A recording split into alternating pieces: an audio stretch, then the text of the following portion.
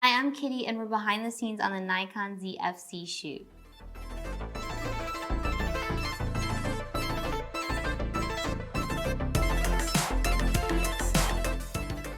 I cannot tell you how great it was to be around crew again.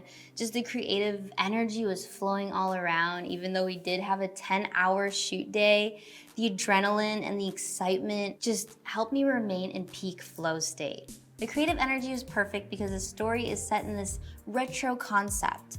I mean, look at this location. It's perfect. And we follow this couple that breaks their work from home routine, aka wearing scrub clothes all day, to indulging in a hobby that involves upcycling and fashion. So we see a lot of visuals of sewing, tie-dyeing, and painting shoes in our art film. My story was inspired by the new Nikon Z Fc. The body's essence is inspired by their Nikon FM2, which is a very successful film camera released in the 1980s. I love how Nikon took the aesthetic of their old film cameras and brought it back into the digital world, their version of upcycling. You can see many similarities between the two cameras with manual dials and button placements. The 16-50 kit lens also got a silver makeover to match the vintage silver body.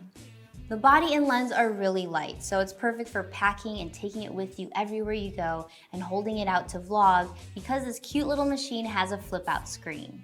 It doubles as a touchscreen for touch focus and changing settings.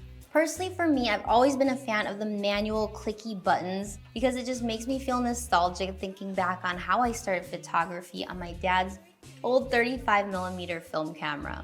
I think after so many years of digital modern technology, it just feels so nice to mix in analog back in your life. It's not necessary, but if you need a monitor, there's a micro HDMI port.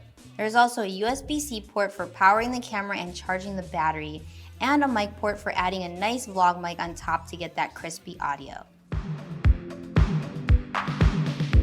This camera has your 4K up to 30 frames per second and 1080 120 frames per second.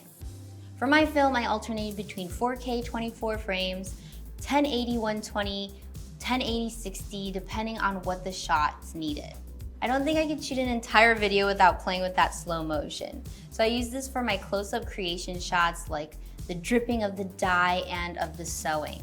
Not only did I have fun with the slow motion shots, but I did throw the 50mm macro to get the tiniest details. You need a lot of light for slow motion and macro shots individually because you need to close down that aperture, but when you combine both of them, you need to blast that light. Luckily, with the lights that we had and this location with this big giant windows and this camera's light sensitivity, it all came out really well. My projects are never easy. I do love a challenge and I at least try to attempt what I imagine because when it does turn out, it is the best part of my job. And if it doesn't, at least we get to learn something. Despite all of that, this camera was really quick to use and adjust, which was important to get through all of these shots. I didn't feel like this tool was ever limiting my creativity. I could throw it on a gimbal, a tripod, a slider, or go handheld. I was in tight places, low angles, overheads. The tilt screen helped me see it all. It was so light, so even though my mind was exhausted after that day, my body wasn't. I honestly had so much fun with this project. I'm so happy it came out really nicely and everything went smoothly. I want to give a special thanks to Jay and Kat, our lovely actors, for the day. Everyone on our production crew for doing an amazing job.